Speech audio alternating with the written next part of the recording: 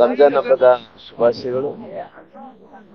ಪ್ರತಿ ವರ್ಷ ಕೂಡ ಈ ರೀತಿ ರಂಜಾನ್ ಹಬ್ಬವನ್ನು ಒಂದ್ ರೀತಿ ಸರ್ವಧರ್ಮ ಜನಾಂಗದವರು ಇದು ಹಬ್ಬವನ್ನು ಆಚರಣೆ ಮಾಡ್ಕೊಂತಾರ. ಒಂದ್ ಕಡೆ ಮೊನ್ನೆ ಉಗಾದಿ ಮುಗಿತು, ಇವತ್ತು ರಂಜಾನ್ ಆಗ್ತಾ ಇದೆ. ಹಂಗಾಗಿ ಬಹುಶಃ ಈ ಭಾಗದಲ್ಲಿ ಸರ್ವಧರ್ಮೀಯರು, ಸರ್ವ ಸಮುದಾಯಗಳು ಸೇರಿ ಮಾಡ್ತಿರೋಂತ ಹಬ್ಬ ಆಗಿರೋ ಕಾರಣ ಒಂದ್ ಕಡೆ ಎಲ್ಲಾ ರೀತಿಯಲ್ಲಿ ಸುಖ, ಶಾಂತಿ, ಸಮೃದ್ಧಿ ಎಲ್ಲವನ್ನೂ ಸಿಗ್ಲಿ. ಭಗವಂತ ಅವ್ರು ಏನೇನು ದೇವರು ಪ್ರಾರ್ಥನೆ ಮಾಡಿ ಅವ್ರು ಏನೇನು ಸಂಕಲ್ಪನ ಮಾಡಿದಾರೋ ಎಲ್ಲ ಸಂಕಲ್ಪವನ್ನು ಆ ದೇವರು ಈಡೇರಿಸಂತ ಕೆಲಸ ಮಾಡ್ಲಿ. ಭಗವಂತನಲ್ಲಿ ನಾವು ಕೂಡ ಪ್ರಾರ್ಥನೆ ಮಾಡೋದಿಷ್ಟೇ. ಸಮೃದ್ಧಿ ಅಂದ್ರೆ ಇವತ್ತು ಬರಗಾಲ ಇದೆ. ಈ ಬರಗಾಲದಲ್ಲಿದ್ದಂತ ಜನರಿಗೆ, ರೈತರಿಗೆ ಮತ್ತೆ ಬಡವರಿಗೆ ಅನುಕೂಲ ಆಗಬೇಕು. ಜೊತೆಲಿ ಬರಗಾಲದಲ್ಲಿದ್ದಂತ ಎಲ್ಲ ಸಮಸ್ಯೆಗಳನ್ನು ಪರಿಹಾರ ಆಗ್ಬೇಕಂತ ಹೇಳಿ ದೇವರಲ್ಲಿ ನಾನು ಪ್ರಾರ್ಥನೆ ಕೂಡ ಮಾಡ್ತೀನಿ. ಹಂಗಾಗಿ ಇವತ್ತು ಲೋಕಸಭಾ ಕ್ಷೇತ್ರದ ಭಾರತೀಯ ಜನತಾ ಪಾರ್ಟಿಯ ಅಭ್ಯರ್ಥಿಯಾಗಿ ಪ್ರಚಾರವನ್ನು ಮಾಡ್ತಾ ಇದ್ದೇನೆ. ಎಲ್ಲಾ ಕಡೆ ಹೋದಲ್ಲೆಲ್ಲ ಕೂಡ ಒಳ್ಳೆ ಸ್ಪಂದನೆ ಸಿಗ್ತಾ ಇದೆ.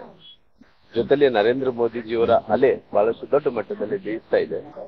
ಹಂಗಾಗಿ ಈ ಬಾರಿ ನರೇಂದ್ರ ಮೋದಿಜಿಯವರು ಪ್ರಧಾನಮಂತ್ರಿ ಆಗಬೇಕು ಅನ್ನೋ ಕಾರಣದಿಂದ ಸುಮಾರು 10 ದೇಶದಲ್ಲಿ 400 ಸ್ಥಾನಗಳು ಜನರು 140 ಕೋಟಿ ಜನರು ಅವಕಾಶವನ್ನು ಮಾಡಿಕೊಡ್ತಿದ್ದಾರೆ. ಆ ಅವಕಾಶದಲ್ಲಿ ಬಳ್ಳಾರಿ ಮತ್ತು ವಿಜಯನಗರ ಜಿಲ್ಲೆಯಿಂದ ಕೂಡ ರಾಮ್ಲೂರ್ ಆಗ್ಬೇಕನ್ನಂತ ಸಂಕಲ್ಪ ಇರೋ ಕಾರಣ ಅವ್ರ ಜೊತೆಲಿ ಇವತ್ತು ನಾನು ಕೂಡ ಹೋಗ್ಬೇಕು ಅನ್ನೋದು 2014 ಜನರು ನಾನು ಕಳಿಸ್ಕೊಟ್ಟಿದ್ದು. ಈ ಬಾರಿ ಕೂಡ ನಾನು ಕಳಿಸ್ಕೊಡ್ತಾರೆ ಅನ್ನೋ ವಿಶ್ವಾಸ ನನಗೆ.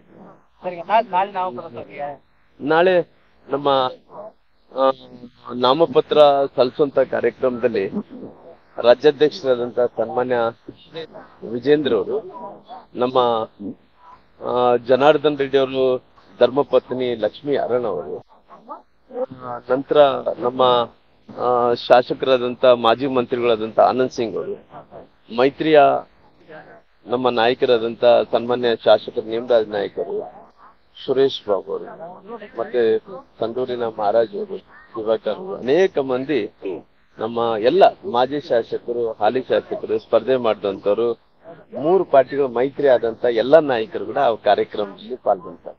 ಬಳ್ಳಾರಿಯ ನಿರಂತರ ಸುದ್ದಿಗಾಗಿ ಬಳ್ಳಾರಿ ಬೆಳಗಾಯಿತು ಚಾನೆಲ್ನ ಸಬ್ಸ್ಕ್ರೈಬ್ ಮಾಡಿ ಹಾಗೂ ಬೆಲ್ ಐಕಾನ್ ಒತ್ತಿ.